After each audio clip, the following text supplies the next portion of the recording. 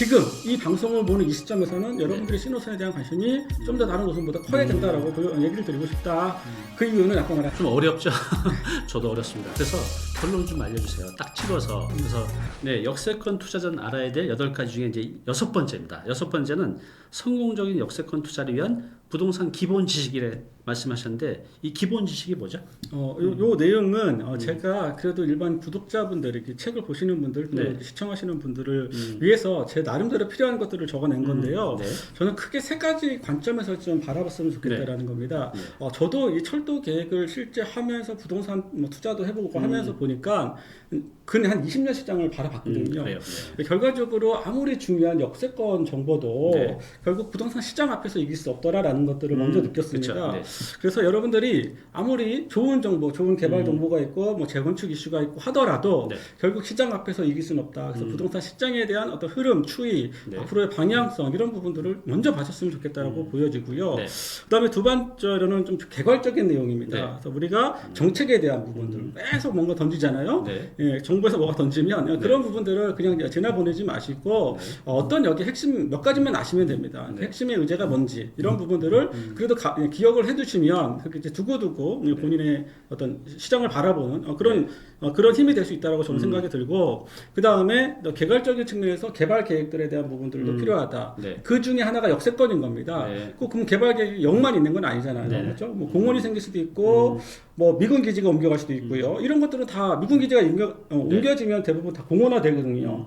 지역수 상당히 좁은 거죠. 네. 이런 것처럼 여러 가지 개발 계획들이 분명히 있다라는 겁니다. 그래서 그런 것들도 관심을 많이 가져주시면 그것도 상당히 크게 도움이 될 거다라는 네. 부분하고 알겠습니다. 또 한 가지 세금에 대한 부분을 빼놓을 수 없거든요. 네. 예, 왜냐하면 지금은 아무리 부동산 투자를 하고 싶어도 명의가 없고요, 대출도 안 되고요. 그런 부분 때문에 못하는 경우가 많거든요. 늘 그런 것 때문에 상담을 받고 있습니다. 근데 실제로 그런 부분들에 있어서 정확하게 좀 아셔야 된다. 솔직히 너무 이제 제도가 많이 바뀌어가지고 세무사분들도 막 헷갈려 하십니다. 이제 그 정도로 많이 바뀌었기 때문에 그래도 좀 그 세금은 단순화시키고 그래도 본인이 지금 알고 계셔야 뭐 상담을 받든 전체적인 이렇게 플랜을 짤 때 훨씬 더 유리할 수 있다라는 부분이고요.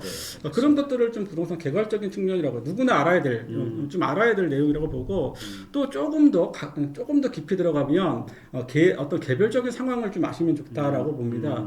쉽게 말하면 어떤 주택 정비 사업들, 재개발 재건축이 진행되고 있는 상황들이나 추이들 그리고 그게 어떻게 바뀔 건지에 대한 상황들 우리가 보통 재건축을 한다라고 하면 그래도 최소한 40년은 넘어야 지금 상황에서 진행이 그렇죠. 되고 있거든요. 그러면 반대로 한 35년쯤이 보면 아파트 가격이 제일 어떻게 보면 좀 쌀 때입니다. 쉽게 보면. 네. 그러니까 그때 만약에 우리가 10년을 좀 내다보면서 뭐 되겠죠 언젠가는 맞죠? 어떤 상황이 되면 또 될 거란 말이에요. 그래서 그런 것들을 뭐 본인이나 뭐 자녀명이나 이렇게 좀 해주는 것도 저는 좋은 접근이거든요. 그래요. 이제 입지가 확실히 좋다라고 보고 다만 아파트의 건축 연한이 좀 오래돼서 좀 사용하기가 좀 불편하고 그럴 수는 있지만 결국 시장은 돌고 돌기 때문에 거기가 이미 입지가 받쳐주고 있기 때문에 새로운 게 생기면 분명히 메이저 브랜드 아파트가 들어올 수밖에 없거든요. 그러면 그 주변에서 또 말 그대로 대장 아파트 이런 아파트가 될 수 있기 때문에 그런 것들을 좀 봤으면 좋겠다라고 좀 보여집니다. 근데 이제 말씀하신 그 기본 지식에 대한 말씀하셨는데 사실 일반인들이 이걸 다 알기는 실적으로 너무 힘든 것 같아요. 말씀하신 시장, 정책, 개발 계획을 일반인들이 알기 이제 너무 힘든 거죠. 그래서 부동산은 그런 것 같아요. 내가 아는 만큼만 보이고 또 내가 노력하는 만큼만 보이고 또 발품을 파는 만큼만 내가 좋은 물건을 찾을 수가 있는 거죠. 그래서 이제 이런 노력을 해야 될 이유는 있을 것 같아요. 워낙에 큰 돈이 들어가니까. 근데 만약에 내가 이런 시간이 없다 하면 전문가의 이제 도움을 받는 것도 이제 하나의 좋은 방법이라고 봅니다. 특히 이제 세금에 관련된 것들은 이제 취득할 때, 보유할 때, 양도할 때 내가 하나를 잘못 알게 되면 굉장히 큰 세금이 나가는 경우들이 있거든요. 그래서 반드시 여러분들이 취득할 때, 또 처분할 때, 또 보유 단계에서 이게 어떻게 나한테 세금이 받게 될지 꼭 세무사 상담도 한번 받아보시기 바랍니다. 부동산요. 관심이 지속되는 게 중요해요. 계속 보다 보면 보입니다. 근데 그걸 이제 얼마나 지속하느냐가 이제 문제인 것 같아요. 네. 자, 그 이제 7번째는 열차 운행 사항부터 짚어보자라고 말씀하셨는데 이거에 대해서 좀 설명 좀 해주세요. 예, 제가 책을 잠깐 네. 확인을 좀 하겠습니다. 네. 몇 가지 좀 짚어드릴 게 있는데요. 네. 지금 아까 말했던 수도권은 22개의 노선이 가고 있다라고 제가 얘기를 드렸었습니다. 네.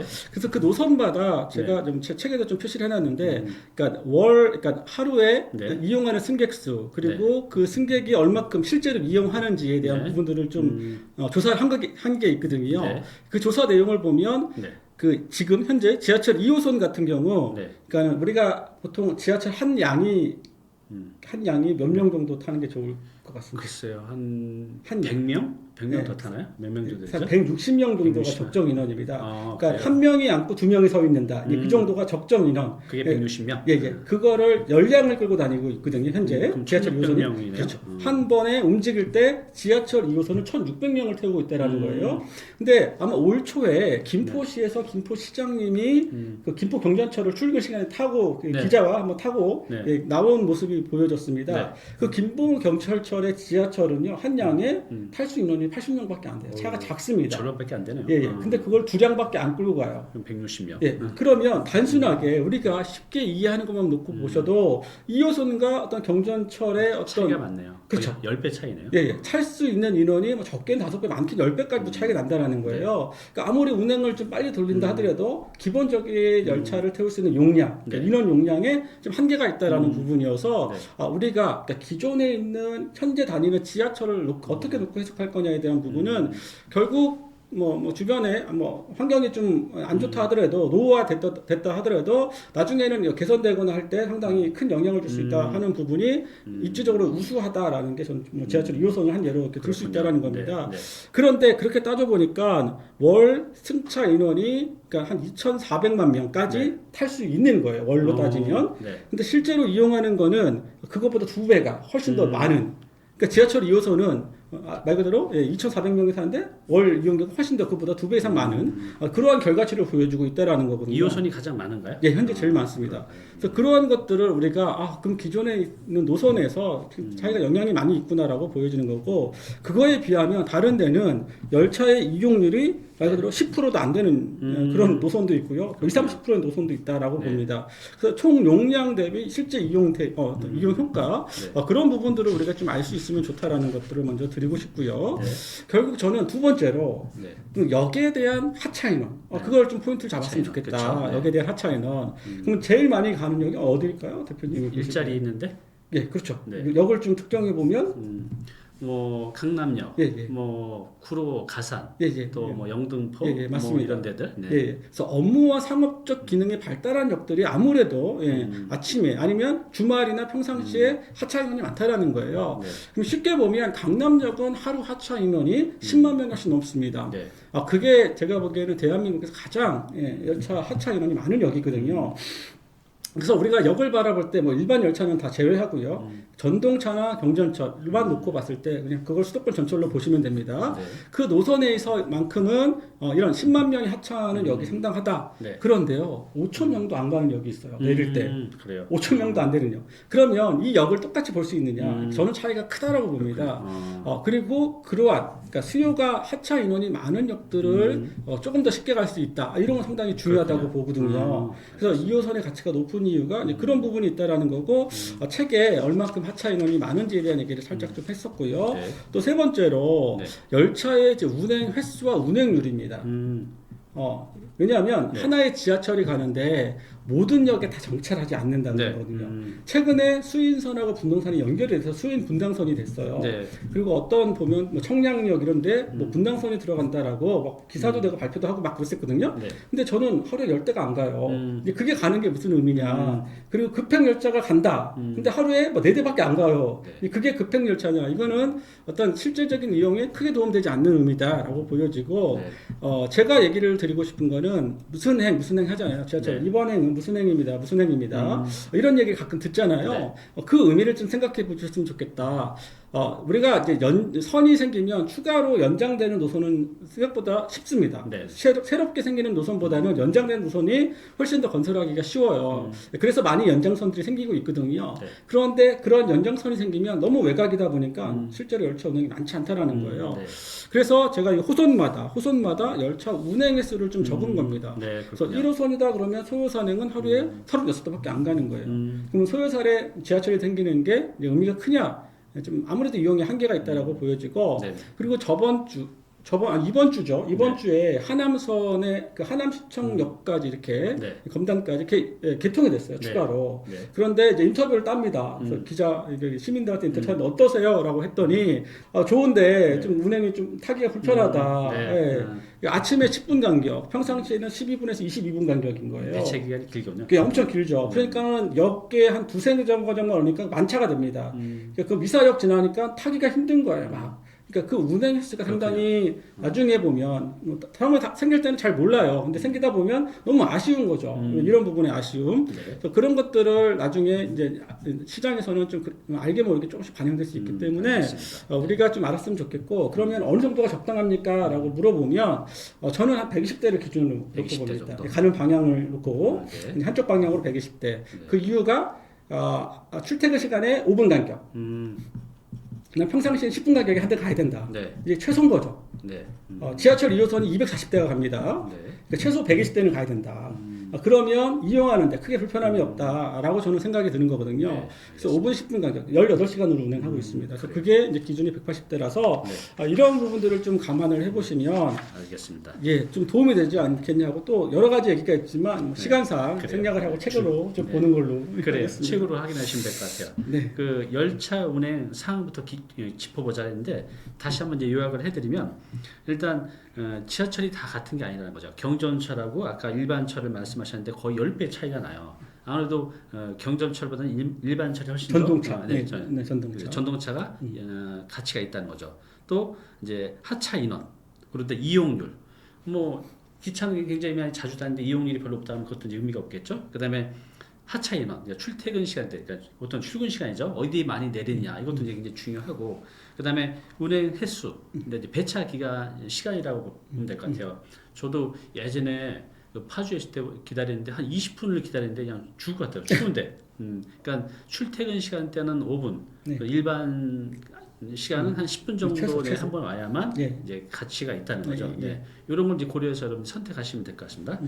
마지막으로 이제 역세권이 보이는 철도 기본 지식. 아까 저희 위에도 기본 지식이 6번에 있었는데 이건 또 다른 지식인가 봐요. 뭐죠? 아까는 이제 부동산에 대한 기본 지식이었고 그런데 철도에 대한 기본 네. 지식. 딱 두 가지만 얘기를 드리고 싶습니다. 네. 철도는 기본적으로 복선이라고 표현하거든요. 네. 한쪽 방향 이렇게 왔다 갔다 합니다. 네. 그런데 수도권에 또 네. 단선 철도가 몇 개 있거나 아니면 네. 일반 철도 중에도 단선 철도 계획들이 좀 있다라는 거예요. 네. 그래서 아무래도 열차가 서로 이제 부딪힐 수밖에 없잖아요. 이런 것들은 좀 효율이 떨어질 수밖에 없고 좀 미래 가치가 떨어질 수밖에 없다라는 부분 때문에 복선이 좋은 거죠. 그리고 당연히 복선이 좋은 거죠. 그래서 네. 단선 철도에 대한 부분들은 좀 여러분들이 생각을 해줬으면 좋겠다는 거고, 네. 그리고 이제 아까 열차에 대한 얘기를 좀 드렸었는데 열차를 크게 보면 일반 열차와 전동 열차 이렇게 크게 두 가지로 구분하시면 돼요. 전철과 일반 열차. 네. 일반 열차는 이제 지역 단위로 크게 우리나라를 다 도는 게 일반 열차예요. 네.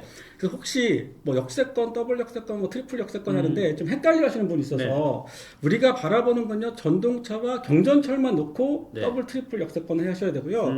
일반 열차는 아예 별개로 보시는 게 좋습니다. 네.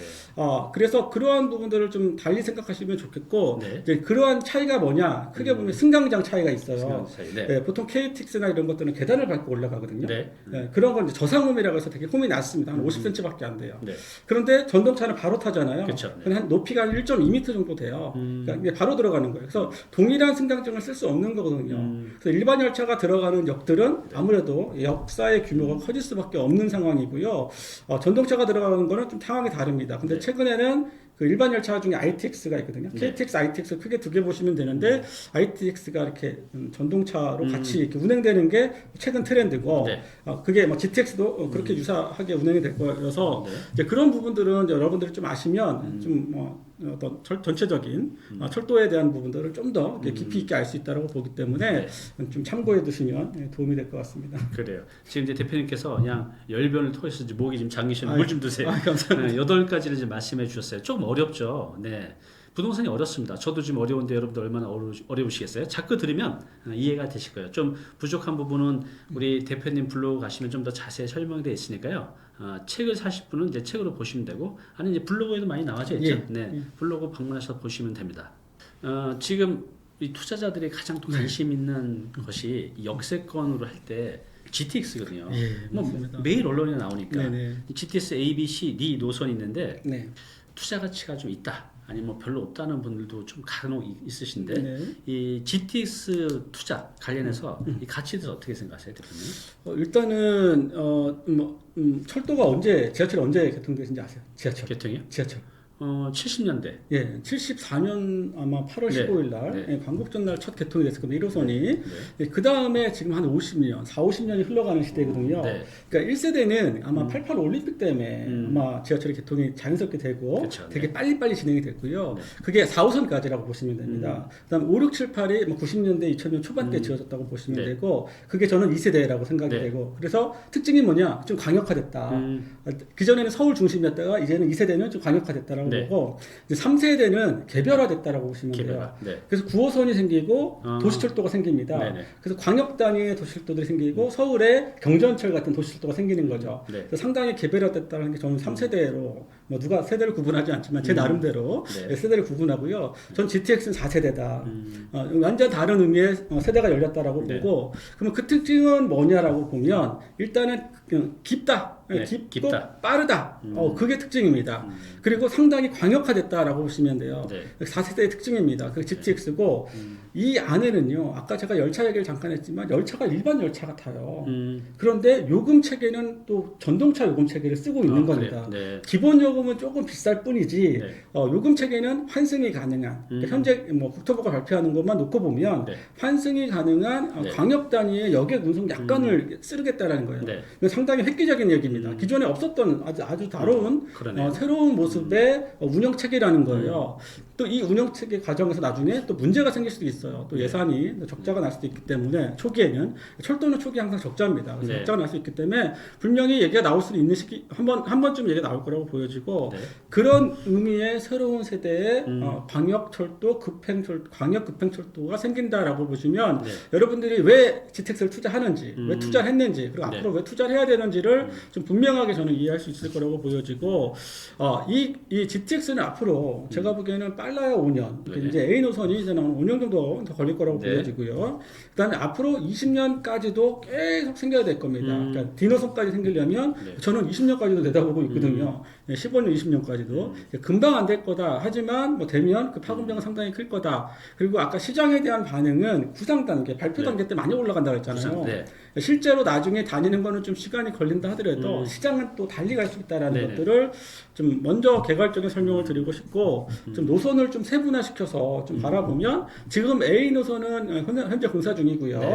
한 10에서 15% 정도 이제 공사를 진행하고 있습니다. 네. 근데 그 내용을 보면 중심이 그래도 삼성역이거든요. 네. 근데 그 삼성역에 대한 지하 복합 환승 센터가 아직 준비가 안 되어 있어요. 네. 이제 준비를 하고 있다라는 겁니다. 그렇기 때문에 전체적으로 A 노선은 시간이 걸릴 수밖에 없어요. 그래서 빨라 2026년, 네. 늦으면 27년 정도로 저는 예상하고 있고요. 그 나머지 노선들은 그거보다 좀 더 후차적으로 진행이 될 거다라고 보여집니다. 그래서 그 다음에 그러면 우리 시청자분들이 보셔야 될 건 뭐냐면 저는 그 삼성역 때문이라도 상대적으로 신호선이 우위에 있다라고 보시면 돼요. 신호선이요. 예, 예. B와 C가 비슷비슷하게 진행을 되고 있지만 네. 결과적으로 상황적으로는 신호선이 좀 더 우위에 있다고 보시면 되고 지금 이 방송을 보는 이 시점에서는 여러분들이 신호선에 대한 관심이 좀 더 다른 노선보다 커야 된다라고 얘기를 드리고 싶다. 그 이유는 아까 말한 삼성역이 또 신호선이 같이 가거든요. 그래요. 예, 거기에 뭔가 또 지하 그 센터가 복합 센터가 또 지어지면 아무래도 또 하나보다는 또 아무래도 국토부가 정책적으로 끌고 가는 거기 때문에 좀 더 하나는 더 같이 좀 강하게 좀 핸들링을 하면서 진행하지 않을까 생각이 들어서 좀 신호선을 좀 보셨으면 좋겠고 상대적으로 뭐 B와 D는 좀 시간이 걸릴 수 있다라고 보여집니다. 다만 뭐 국토부의 의지에 따라서 뭐 B도 바로 연결될 수 있고 뭐 D도 좀 될 수 있지만 또 현실에서는 또 여러 가지 변수가 또 고려되기 때문에 그런 부분들을 감안해야 되고 또 한 가지 이제 4차 국가 철도망 구축 계획이라는 게 있거든요. 5년마다 한 번씩 진행하고 2006년부터 시작을 한 겁니다. 그래서 21년이라 이제 네 번째로 진행되는 거예요. 이 안에 핵심 의제는 GTX D 노선에 대한 얘기입니다. 제가 보기에는 그 공공재개발도 밤 10시에 기습적으로 발표했거든요. 뭐 유튜브니까 제가 편하게 얘기를 드려보면 제가 보기에는 우려도 합니다. 이 디노선 발표하면 또 시장에 또 엄청 자극하는 거 아니냐. 근데 전 발표할 거라고 보여져요. 왠지 그 LH 사태에 대한 국면 전환을 하기 위해서라도 뭔가 좀 어떤 식으로도 발표 전환을 할 거라고 보여집니다. 선거 이후에. 근데 그 4차 국가 철도망 구축 계획에 저는 디노선을 빼면 좀 중심이 안 되거든요. 그리고 그 내용을 보면 3기 신도시에 대한 얘기가 분명히 언급이 될 거란 말이에요. 거기에 따른 교통망 연계가 4차 국가 철도망 구축 계획의 주요 의제라는 거예요. 그래서 그런 부분들을 살펴보면 여러분들이 D노선 발표에 대한 부분의 촉각을 어느 시기보다 지금이 중요한 시기다. 알겠습니다. 그 부분들을 좀 강력하게 강하게 너무 강한가요? 좀 강하게 좀 바라봐 주셨으면 좋겠고 뭐 여기에 대한 얘기까지 하면 너무 이제 깊어 들어가니까 많이 표현을 하긴 했고 그 다음에 한 가지로 C노선도 이제 국토부가 민간 사업자를 선정하려고 공고를 냈었기 때문에 그 발표 시기가 뭐 빠르면 6월, 늦으면 뭐 9월, 10월 이 정도 될 거거든요. 이제 그때 추가역과 추가 노선들이 있다라는 거예요. 뭐 많이들 들어보셨겠지만 이제 들어보시고 그냥 흘리면 안 됩니다. 발표될 가능성이 많기 때문에 그런 추가역에 대한 것들 알지만 실제로 시장은 발표가 되면 확정이 되면 더 움직인다. 지금 너무 많이 오른 거 아니에요. 그렇지는 않다라고 봅니다. 좀 더 오르냐 덜 오르냐의 차이인 거지 여력은 더 있다라고 보기 때문에 여러분들이 좀 관심 갖고 보셨으면 좋겠다라고 생각이 듭니다. 그러니까 GTX A, B, C, D 노선 역세권이 생기는 것은 매우 가치가 있다. 그런데 지금 가장 빠른 건 A 노선인데 C 노선을 좀 더 관심 있게 지켜봐야 된다. 이 발표되는 시점에 또 한번 시장에서 좀 뜨거운 반응이 생길 것 같아요. 그런데 좀 전에 말씀하신 4차 국가 철도 교통망이 이제 5년마다 발표가 되는데 이때 그 GTX D 노선이 발표가 될 가능성이 크기 때문에 그걸 좀 주의 깊게 관심을 가지고 지켜봐야 된다고 이제 말씀하셨어요. 또 하나가요. 지금 이제 새로 생기는 거 말고 기존의 수도권의 전철역도 많이 있고 또 지금 경전철도 있잖아요. 이런 거에 대한 이제 투자 관점에서 바라보는 건 어때요? 또 아까 아까 좀 살짝 얘기를 드린 거여서 좀 짤막하게 더 정리해서 보면요. 일단은 아까 스물두 개 노선에서 그런 좀 개발 여력이 조금 있는 그런 용도들이 좀 분포되어 있는 그 노선이 일단은 좀 힘이 있어야 되고 노선에 힘이 있는데 주변에 아직 상업시설들이 없다. 저는 이렇게 주거용이 밀집되어 있다라고 하면 보통 여기 지금 예전에는 사거리에 중심이 있으면 동서남북 이렇게 네 군데 4분면을 이렇게 구분해 볼 수 있거든요. 이 특정 분면 한 분면 정도는 제가 보기에는 용도가 상향되든지 아니면 역세권의 기능이 좀 더 강화될 수 있기 때문에 이러한 것들은 좀 구체적으로 책에도 좀 언급을 해놨습니다. 개발 가능성이 높은 지역들이 좀 언급이 되어 있기 때문에 그런 부분들을 좀 살펴보는 것도 되게 중요하다고 보여지고요. 그래서 노선에 일단 힘이 있는 노선들을 좀 찾아갔으면 좋겠다. 아까 말한 이용객이 좀 많은 노선들 그런 노선들을 좀 보셨으면 좋겠고 그다음에 이제 경전철은요. 이제 서울시가 상당히 이게 핵심적으로 진행하고 있는 사업입니다. 도시철도 사업이라고 부르는 건데 그냥 다시 좀 표현을 하면 도시철도 사업은 서울시 안에만 움직여야 되는 거예요. 서울시를 벗어나면 광역철도가 됩니다. 그리고 지역에 보면은 뭐 인천 도시철도, 뭐 대구 도시철도, 대전 도시철도 이렇게 부르거든요. 그 안에서만 움직여서 그래요. 그게 다른 지자체, 다른 시와 연결이 되면 광역전철이 돼버리는 겁니다. 그래서 도시철도는 기본적으로 노선이 짧아요. 여기 막 12개, 13개 이렇게밖에 안 됩니다. 그래서 이왕이면 짧은 것보다 좀 길어야 좋고요. 길어야 좋고 그러니까 새로 생기는 신설 노선이라 하더라도 좀 길어야 좋고 그 노선에서 최소한 어떤 말 그대로 좀 사람들이 수요가 있는 지역에 좀 모여가는 노선이 좀 지역에 좀 연결이 돼줘야 돼요. 아무리 경전철이고 도시철도지만 그러한 곳을 좀 하나 지나가는 게 되게 중요합니다. 그리고 그것도 안 된다라면 최소한 아까 말한 2호선이 순환선이잖아요. 2호선이라도 좀 연결을 해줘야 돼요. 그것보다 그걸 그렇게라도 그래야도 돼야 됩니다. 그냥 대부분 이제 그렇게 하려고 하기는 있는데 네. 그런 식으로라도 좀 연결망을 연결해 줘야지만 좀 더 의미가 있는 사업이기 때문에 뭐 제가 최근에 지고 있는 동북선 이런 네. 것들이 지금 이거 해당되는 거에 그렇군요. 좀 많이 부합되는 노선이라고 보거든요. 그래서 그 개통이 되면 그러니까 똑같은 경전 처리에도 좀 차이가 있을 그렇지 거다. 않다. 네, 예, 그렇군요. 그리고 앞으로 생기는 뭐 서부선이나 이런 것들도 저는 좀 유심 있게 보고 있고요. 네. 또 이거에 서울시도요 연간 4천억 정도 이렇게 철도 예산을 투입하는 걸로 알고 있는데 그 부분에 있어서는 다 못합니다. 네. 아무리 하고 싶어도 다 못하고요. 순차적으로 진행을 할 거라 네. 뭐 지금 서울시도 발표하는 게 막 15개 이상 노선들이 있거든요. 네. 그 노선들을 다 미리 예측하지는 않으셨으면 좋겠고 알겠습니다. 아까 말한 전체적인 노선의 힘이 크지가 않기 때문에 네. 그런 나름대로 그런 의미 그 정도의 의미만 놓고 보시는 게 훨씬 더 이해가 쉽을 것 같습니다. 네, 알겠습니다. 네, 어때요? 좀 어렵죠? 저도 어렵습니다. 그래서 우리는 이걸 다 공부하면 힘들기 때문에 그래서 그냥 답만 알려주세요 이렇게 하고 싶거든요. 그래서 제가 아까 오셨을 때 우리 시청자분들께 결론 좀 알려주세요. 딱 찍어서 그래서 어렵게 OK를 받았습니다. 그래서 지금부터는 우리 대표님이 추천하는 유망 역세권 베스트 5를 제가 어렵게 요청했는데요. 하나씩 여쭤볼게요. 네, 오늘 정보 도움이 좀 되셨나요? 앞으로 이런 정보 계속 받아보실 분은요, 여기 구독 부탁드리고요. 그 다음에 오른쪽은 제가 추천하는 영상입니다. 꼭 한번 보시기 바랍니다.